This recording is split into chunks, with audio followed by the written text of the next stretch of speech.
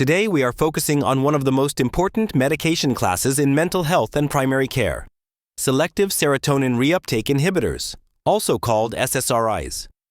These medications are considered the first-line treatment for multiple psychiatric conditions because they are effective, well-tolerated, and safer than older antidepressants. Let us begin with the definition. Selective serotonin reuptake.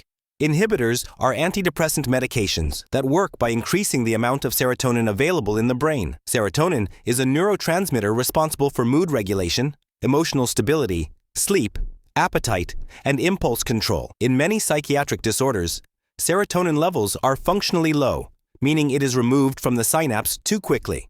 SSRIs correct this imbalance. Now let us clearly explain the mechanism of action. Under normal conditions, a nerve cell releases serotonin into the synaptic space between neurons. Once serotonin delivers its message, it is pulled back into the original nerve cell through a reuptake pump. SSRIs block this reuptake pump.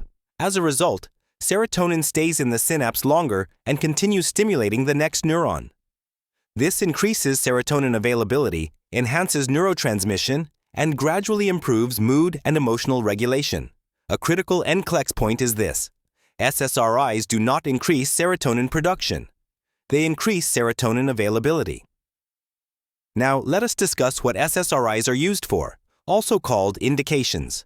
The most common indication is major depressive disorder. They are also used to treat generalized anxiety disorder, panic disorder, social anxiety disorder, obsessive-compulsive disorder known as obsessive-compulsive disorder, post-traumatic stress disorder known as post-traumatic stress disorder, premenstrual dysphoric disorder, and bulimia nervosa. In all these conditions, serotonin regulation plays a major role in symptom control. Now let us review the most important SSRIs you must know. The core SSRIs include fluoxetine, known as Prozac, sertraline, known as Zoloft, citalopram, known as Celexa, escitalopram, known as Lexapro, paroxetine, known as Paxil, and fluvoxamine, known as Luvox. These drugs all work the same way, but differ slightly in side effect profiles, drug interactions, and half-life.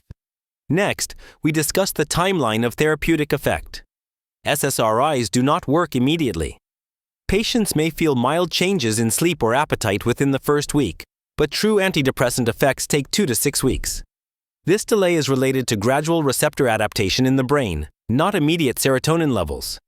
This is extremely important for patient education and suicide risk monitoring. Now let us examine the major adverse effects. Common side effects include nausea, headache, insomnia, fatigue, sexual dysfunction, and mild weight changes. These usually improve with time. However, there are several serious safety warnings. The first is the black box warning. SSRIs increase the risk of suicidal thinking and behavior in children, adolescents, and young adults, especially during early therapy.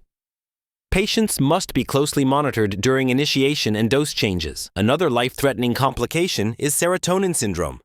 This occurs when serotonin becomes dangerously high. It usually happens when SSRIs are combined with other serotonergic drugs such as MAOIs, tramadol, linezolid, migraine triptans, or St. John's wort. Serotonin syndrome causes agitation, confusion, fever, sweating, tremor, hyperreflexia, tachycardia, and diarrhea. This is a medical emergency. Another major nursing issue is SSRI discontinuation syndrome. SSRIs must never be stopped abruptly. Sudden withdrawal can cause dizziness, anxiety, nausea, insomnia, flu-like symptoms, and electric shock sensations.